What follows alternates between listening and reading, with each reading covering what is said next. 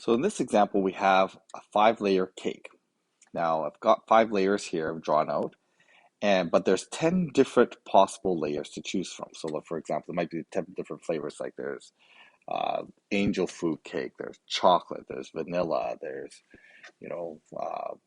carrot, I don't know.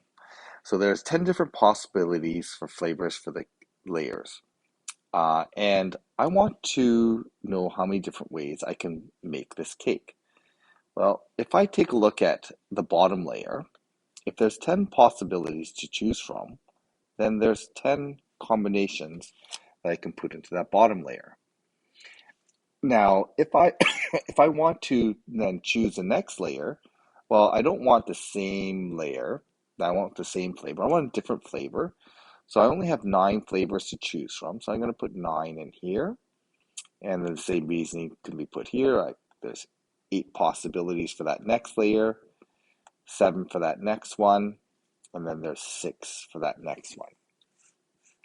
Now, to find out the number of combinations, I can just combine this with multiplication. So 9 times 10 times 8 times 7 times 6.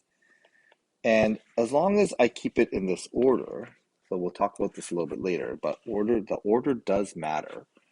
I can work out the total number of possibilities of ways I can combine these layers in a 5-layer cake if I have 10 to choose from. So 10 times 9 times 8 times 7 times 6.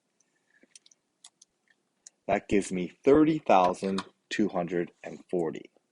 So 30,240 different ways I can make a 5-layer cake, starting with 10 different flavors.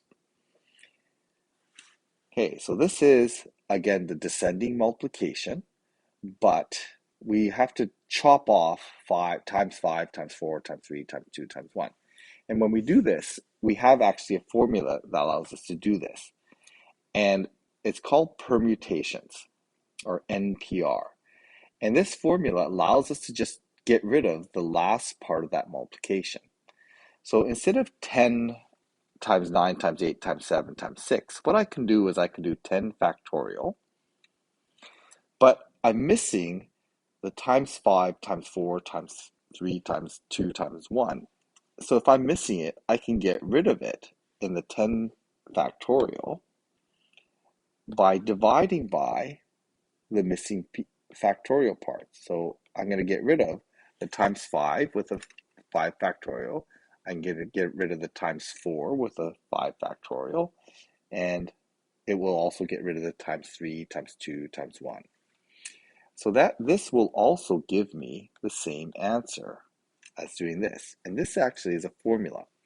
And we generalize this formula like this. So we have 10, and we're going to take the original 10 minus the 5 that we selected and get rid of the rest by doing the factorial on the bottom. And this is called permutations. And this is what we use when order matters. So in this question here, the ordered matters. So if I have chocolate first, then vanilla, it's different than vanilla, then chocolate. Order matters. So when order matters and we want to count up the number of ways we can arrange things where order matters, we can use something called permutations, or NPR. So here I want to select 3, but I have 8 possibilities. Well, if that's the case, it's just going to be 8 for the first one, 7 possibilities for a second, and 6 possibilities for a third. And that's it. Okay, and this is going to give me, I'm going to multiply this out, 8 times 7 times 6. The answer is 336. Now we can get the exact same result by using 8 factorial. So 8 factorial is going to be all of this. That's 8 factorial. 5 factorial, and we want to get rid of I want to get rid of this part. I want to get rid of the times 5, the times 5 times 4 times 3 times 2 times 1. And I can get rid of that by multiplying by 5 factorial, dividing by 5 factorial. And by doing that, I can cancel out this with this, and I'm left with the part that I want. And we can show this as a formula as out of 8 possibilities, we're going to select 3. So we're going to take away the 3 and then use the 5 factorial that's left over in the bottom. And the formula then is this formula here.